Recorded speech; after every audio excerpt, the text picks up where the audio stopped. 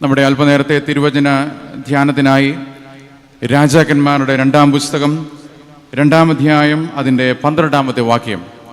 2 Kings chapter 2 verse 12. എലീശ അത് കണ്ടിട്ട്, എൻ്റെ പിതാവേ, എൻ്റെ പിതാവേ, ഇസ്രായേലിൻ്റെ തേരും തേരാളികളും എന്ന് നിലവിളിച്ചു. പിന്നെ അവനെ കണ്ടില്ല. And Elisha saw it and he cried, my father, the chariots of Israel and its horsemen. പ്രാർത്ഥിക്കാം. കർത്താവേ, അടിയൻ്റെ വായിലെ വാക്കുകളും ഞങ്ങളുടെ എല്ലാവരുടെ ഹൃദയത്തിലെ ധ്യാനവും അങ്ങേക്ക് പ്രസാദകരമായിരിക്കണമേ. യേശു മിശിഹായുടെ ധന്യമുള്ള നാമത്തിൽ തന്നെ ആമേൻ. 19-ാം നൂറ്റാണ്ടിൽ ജീവിച്ച വിശ്വപ്രസിദ്ധനായ ആംഗ്ലേയ എഴുത്തുകാരൻ ചാൾസ് ഡിക്കൻസ് എഴുതിയ സുന്ദരമായൊരു novel a tale of 2 cities. രാജാക്കന്മാരുടെ 2-ാം പുസ്തകം 1 മുതൽ 12 വരെയുള്ള വാക്യങ്ങളെ ആ ദൈവവചനത്തിന് കൊടുക്കുവാൻ സാധിക്കുന്ന ഒരു നല്ല ശീർഷകം ഇപ്രകാരമായിരിക്കാം: എ ടെയിൽ ഓഫ് 2 prophets. 2 പ്രവാചകന്മാരുടെ കഥ. ഏലിയ, ഏലിശ പ്രവരരുടെ കഥ.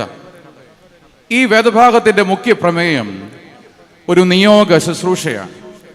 ഈ നിയോഗ ശുശ്രൂഷയിൽ നാം ദർശിക്കുന്ന സാധ്യതകളും വെല്ലുവിളികളും ഇന്നത്തെ അഭിഷേക ശുശ്രൂഷയ്ക്ക് മാറ്റുപകരും എന്ന് ഞാൻ വിശ്വസിക്കുകയാണ്. ഇസ്രായേലിൻ്റെ തേരും തേരാളിയുമായ ഏലിയാവ്, the chariot and horseman of Israel. ദൈവിക ശുശ്രൂഷയുടെ നിയോഗം എലീശയിലേക്ക് പകരുന്ന സുന്ദര ചിത്രമാണ് ഈ വേദഭാഗത്തിൻ്റെ ഇതിവൃത്തം. Mission discourse and exchange of battens between 2 prophets. മാത്രമല്ല, ഇതൊരു വിടവാങ്ങൽ സന്ദർഭം കൂടെയാണ്. ഫോർവെൽ സീൻ.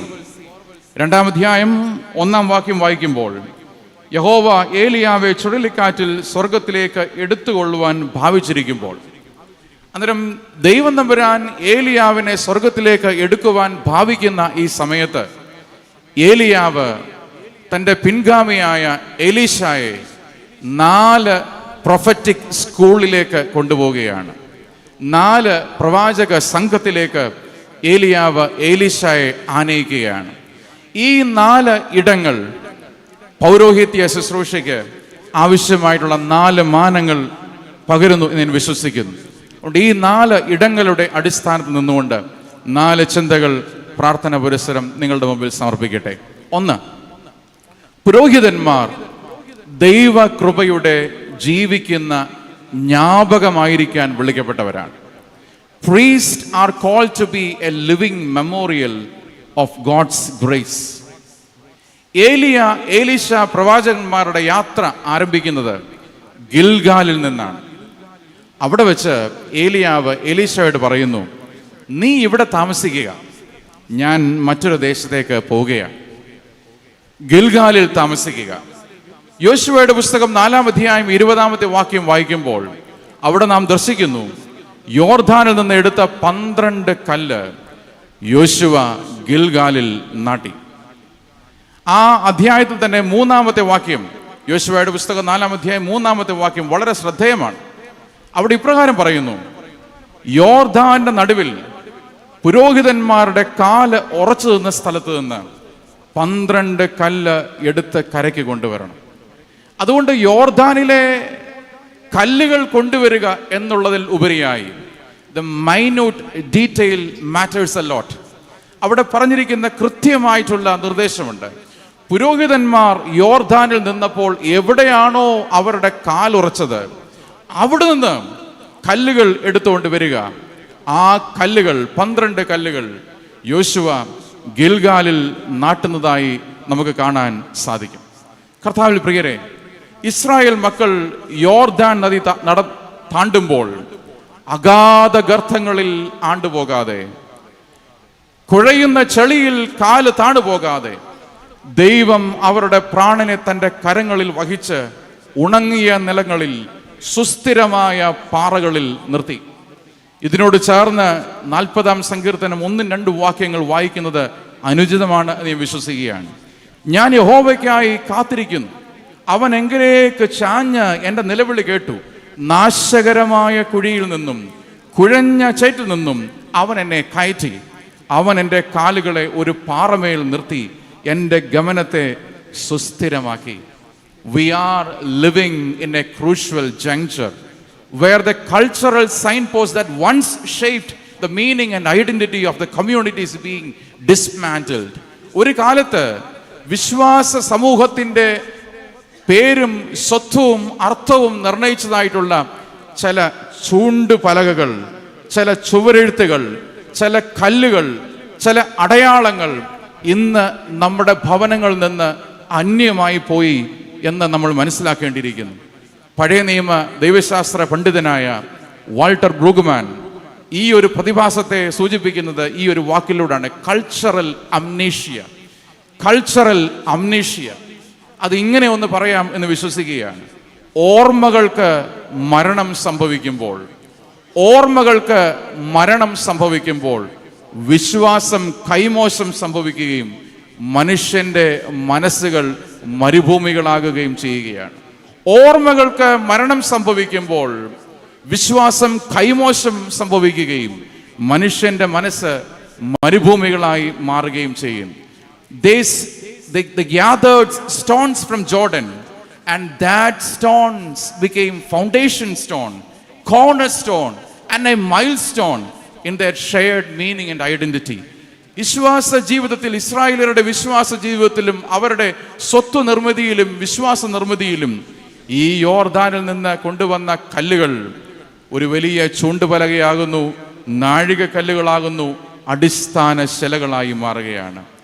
പ്രിയപ്പെട്ട എൽബിൻ ശമാശൻ ഇന്ന് ഈ കലവറ സ്ഥാനത്തേക്ക് അഭിഷേകം ചെയ്യപ്പെടുമ്പോൾ തീർച്ചയായും പ്രിയപ്പെട്ട ശമാശൻ ദൈവം നൽകിയ താലന്തുകളുടെ വരദാനങ്ങളുടെ ഒരു വലിയ ഒരു നിറക്കൂട്ടാണ് എന്ന് നമുക്ക് എല്ലാവർക്കും അറിയാം.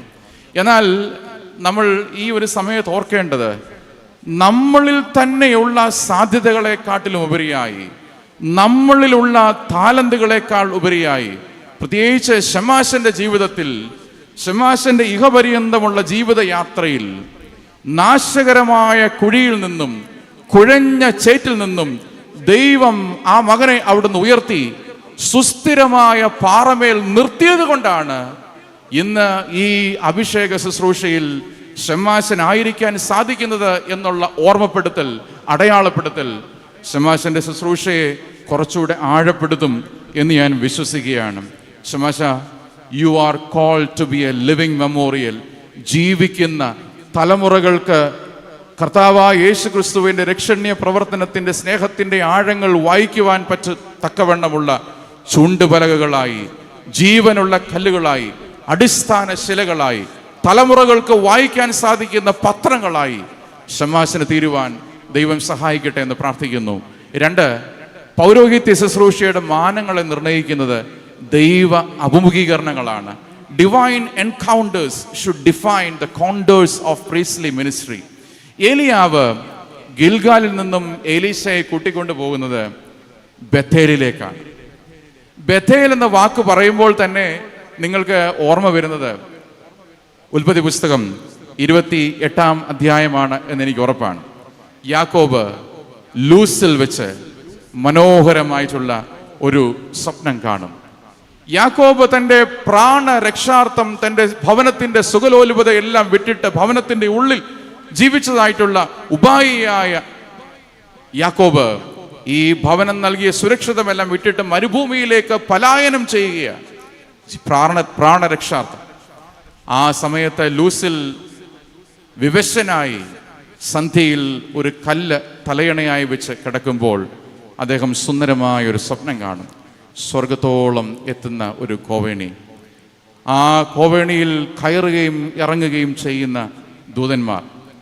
തൻ്റെ പിതാക്കന്മാരായ അബ്രഹാമിനും ഇസഹാക്കിനും ഒക്കെ നൽകിയതായിട്ടുള്ള വലിയ വാഗ്ദത്തം, ഞാൻ നിന്റെ സന്തതികളെ ആകാശത്തിലെ നക്ഷത്രങ്ങൾ പോലെയും ഭൂമിയിലെ മണൽത്തരികൾ പോലെയും വർദ്ധിപ്പിക്കും എന്നുള്ള ആ ഒരു വലിയ വാഗ്ദത്തം വീണ്ടും യാക്കോബിന് ഈ സ്വപ്നത്തിൽ റീട്രേറ്റ് ചെയ്യുന്നതായി നമ്മൾ കാണുവാൻ സാധിക്കും.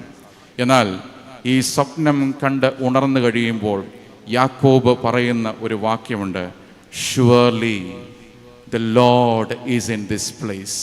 തീർച്ചയായും ദൈവം ഈ സ്ഥലത്തുണ്ട്, ഞാനോ അറിഞ്ഞില്ല. ദൈവം ഈ സ്ഥലത്തുണ്ട്, ഞാനോ അറിഞ്ഞില്ല. കർത്താവിൽ പ്രിയരെ, ഇതൊരു സ്വപ്നം മാത്രമല്ല. യാക്കോബിൻ്റെ ജീവിതത്തെ കീഴ്മേൽ മറിച്ച, യാക്കോബിൻ്റെ ദർശനങ്ങളെയും യാക്കോബിൻ്റെ സഞ്ചാര പദങ്ങളെയും ഒക്കെ മാറ്റിമറിച്ച ഒരു വലിയ ദൈവ അഭിമുഖീകരണങ്ങളാണ്.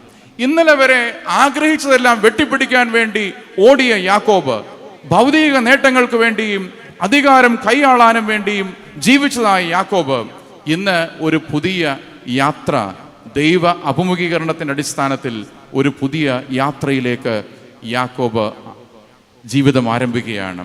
കർത്താവിൽ പ്രിയരെ, ഓർക്കുക, ministry is never A human discovery.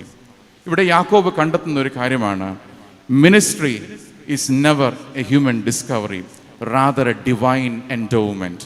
ഈ ശുശ്രൂഷ ഒരിക്കലും മനുഷ്യന്റെ കണ്ടുപിടുത്തമല്ല, ഇത് ദൈവത്തിന്റെ നിക്ഷേപമാണ്. അപ്പോസ്തലനായ പൗലോസിന്റെ ഭാഷയിൽ പറഞ്ഞു കഴിഞ്ഞാൽ, ഈ മൺപാത്രങ്ങളിൽ, ബലഹീനമായ മൺപാത്രങ്ങളിലുള്ള സ്വർഗീയ നിക്ഷേപം, treasures in an earthen vessel.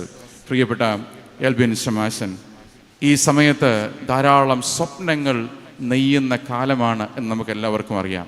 ഒരു പള്ളിയിൽ പോസ്റ്റ് ചെയ്താൽ അവിടെ എന്തെല്ലാം പ്രോഗ്രാമുകൾ ചെയ്യണം, എപ്പോൾ ചെയ്യണം, എങ്ങനെ ചെയ്യണം, ഇതിനെപ്പറ്റി കൂടുതൽ ധ്യാനിക്കുന്നു. ഒരു പക്ഷെങ്കിൽ വളരെയധികം ഉപദേശങ്ങൾ ഈ കാലത്ത് ശമാശൻ ഇതുമായി ബന്ധപ്പെട്ട് ലഭിച്ചിട്ടുണ്ടാവും എന്ന് ഞാൻ വിശ്വസിക്കുന്നു. എന്നാൽ ഈ ബഥേലിലെ ദൈവാഭിമുഖീകരണം നമ്മളെ പഠിപ്പിക്കുന്ന ഒരു ഗുണപാഠം എന്ന് പറയുന്നത്, the walk with the Lord is more important than the work for the Lord. ദൈവത്തിന് വേണ്ടിയുള്ള പ്രവർത്തനത്തെക്കാട്ടിലും ഉപരിയായി ദൈവത്തോടു കൂടെയുള്ള നടപ്പാണ് ഒരു പട്ടക്കാരനെ വ്യത്യസ്തനാക്കുന്നത്. മറ്റൊരു ഭാഷയിൽ പറഞ്ഞാൽ, the walk with the Lord should give inspirational force for the work for the Lord. ദൈവത്തോടു കൂടെ നടപ്പില്ലാത്ത പ്രവർത്തനങ്ങൾ അർത്ഥശൂന്യമാകുന്നു എന്നതുകൊണ്ട് ദൈവത്തോടു കൂടെ നടക്കുമ്പോൾ ശുശ്രൂഷയ്ക്ക് പുതിയ സാധ്യതകൾ, വാതായനങ്ങൾ ലഭിക്കുന്നു എന്നും ഈ വേദഭാഗം പഠിപ്പിക്കുന്നു. ഹാനോക്ക് ദൈവത്തോടു കൂടെ നടന്നു, ദൈവം അവനെ എടുത്തുകൊണ്ട് പോയി. മോശ പറയുന്നു, കർത്താവേ, നിന്റെ സാന്നിധ്യം എൻ്റെ കൂടെ പോരുന്നില്ല എങ്കിൽ എന്നെ അവരുടെ അടുത്തേക്ക് അയക്കരുത്. മർക്കോസ് 3:14 പറയുന്നു, തന്നോടുകൂടെ ഇരിപ്പാനും പ്രസംഗിക്കേണ്ടതിന് അയപ്പാനും. തന്നോടുകൂടെ ഇരിപ്പാനും. Divine encounters should define the contours of priestly ministry. കാലം ഉയർത്തിപ്പിടിക്കുന്ന പ്രത്യയശാസ്ത്രത്തെക്കാൾ ഉപരിയായി, മാധ്യമം ഉയർത്തിപ്പിടിക്കുന്ന സങ്കല്പങ്ങളെക്കാൾ അധികമായി, ഈ കാലത്തെ തരംഗങ്ങൾ കൊത്തവണ്ണം പാട്ടുപാടുന്നു എന്നതിനപ്പുറമായി, കർത്താവിൽ പ്രിയരെ, പ്രിയപ്പെട്ട ശമാശന്റെ ശുശ്രൂഷ ദൈവാഭിമുഖീകരണത്തിൻ്റെ അടിസ്ഥാനത്തിൽ ചിട്ടപ്പെടുത്തുവാൻ തക്കവണ്ണം ശമാശന് സാധിക്കട്ടെ എന്ന് പ്രാർത്ഥിക്കുന്നു. 3, priestly ministry should be the reflection of God's power, not human exhibition. ശുശ്രൂഷ ഒരിക്കലും മനുഷ്യ പ്രദർശനമല്ല, ദൈവശക്തിയുടെ പ്രതിഫലനമായിരിക്കണം. 3, ഏലിയാവ് എലീശയെ കൂട്ടിക്കൊണ്ടു പോകുന്നത് യെരിഹോവിലേക്കാണ്. യോശുവയുടെ പുസ്തകം 6-ാം അധ്യായം വായിക്കുമ്പോൾ നമുക്ക് മനസ്സിലാക്കാൻ സാധിക്കുന്നു, ഇസ്രായേൽ ജനം നേരിട്ടതായ, കനാൻ നാട്ടിൽ നേരിട്ടതായിട്ടുള്ള ആദ്യത്തെയും ഏറ്റവും സങ്കീർണമായിട്ടുള്ള വെല്ലുവിളി യെരിഹോ പട്ടണമാണ്. നിങ്ങൾക്ക് എല്ലാവർക്കും അറിയാം, യെരിഹോവിൻ്റെ മതിൽ, the details of the structure of the wall indicate that it is humanly impossible to conquer. മനുഷ്യന് എത്ര ചാടിയാലും എത്ര കുതിച്ചാലും എത്തിപ്പിടിക്കാൻ പറ്റാത്ത ഒരു വൻമതിൽ പോലെ ഈ യെരിഹോവിൻ്റെ കോട്ട നിൽക്കുമ്പോൾ തീർച്ചയായും ഇസ്രായേലിയ സൈന്യവ്യൂഹം വിദഗ്ധ മിലിറ്ററി ഇൻവേഷൻ സ്ട്രാറ്റജി ഉണ്ടാക്കിയിട്ടുണ്ട് എന്നുള്ളത് ഉറപ്പാണ്. They have made strategic plans for the invasion. അവർ തീർച്ചയായിട്ടും ഈ സൈന്യവ്യൂഹത്തെ അയച്ച് ഇതിനെ എങ്ങനെ പിടിച്ചെടുക്കണം എന്നുള്ള ചിന്തകൾ അവരുടെ ഉള്ളിലുണ്ടായിരിക്കാം. എന്നാൽ ഒരു തമാശ എന്ന പോലെ ദൈവം അവർക്ക് കൊടുക്കുന്നത് വളരെ വ്യത്യസ്തമായിട്ടുള്ള നിർദ്ദേശങ്ങളാണ്. സൈന്യത്തോട് പറയുന്നു, 6 ദിവസം ഈ പട്ടണത്തിന് ചുറ്റും നടക്കണം.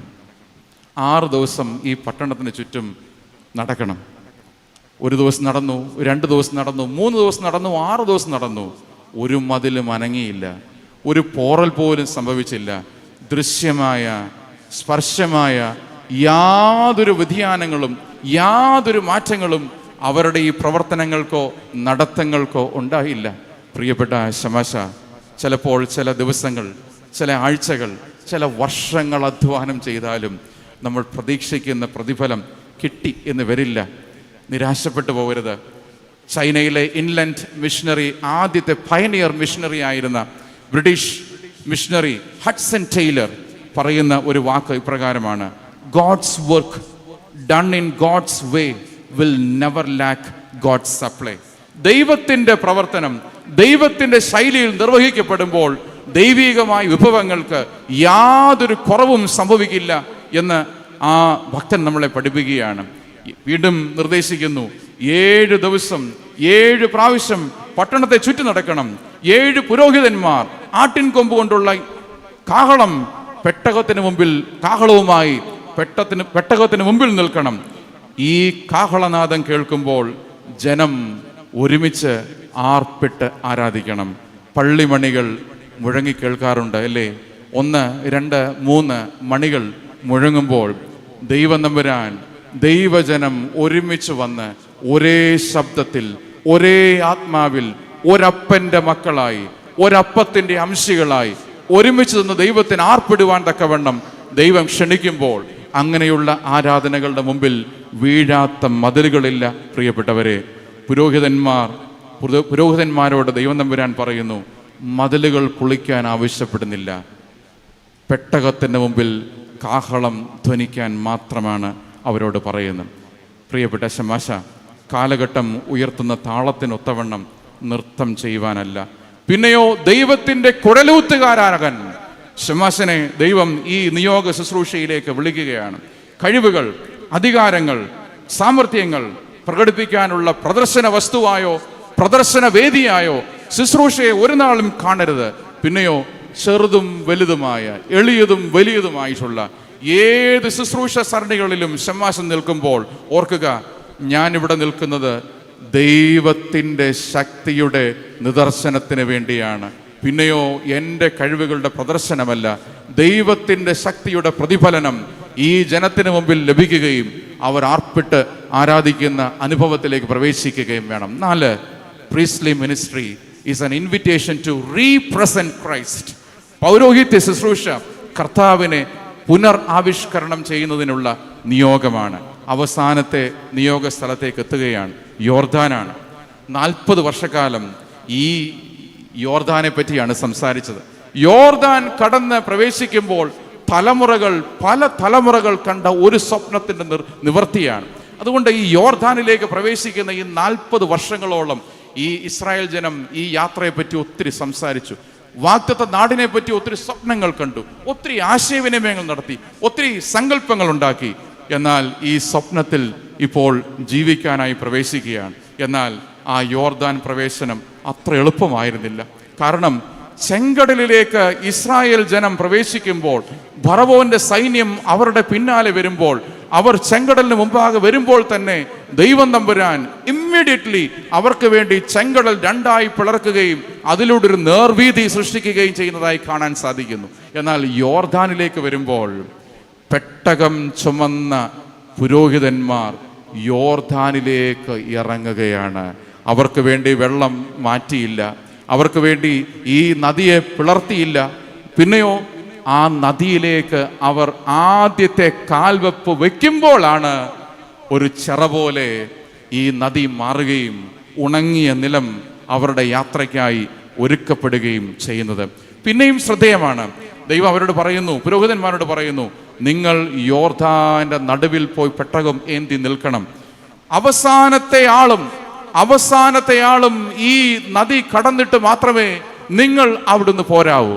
കർത്താവിൽ പ്രിയരെ, നമ്മുടെ കർത്താവായ യേശുക്രിസ്തുവിൻ്റെ അജപാലന ശുശ്രൂഷയുടെ സുന്ദരമായ നിദർശനം ഈ യോർദാനിൻ്റെ നടുവിൽ നിൽക്കുന്ന പുരോഹിതന്മാരുടെ ജീവിതത്തിൽ നമുക്ക് കാണാൻ സാധിക്കും. ഞാൻ നല്ല ഇടയനാകുന്നു, ഞാൻ ആടുകളുടെ വാതിലാകുന്നു എന്ന് കർത്താവ് യോഹന്നാന്റെ സുവിശേഷം 10-ാം അധ്യായത്തിൽ നമ്മളെ പഠിപ്പിക്കുമ്പോൾ, അവസാനത്തെ ആടും ആലയിൽ കയറും വരെ ഇടയൻ ആലയുടെ വാതിൽക്കൽ കാത്തു നിൽക്കും.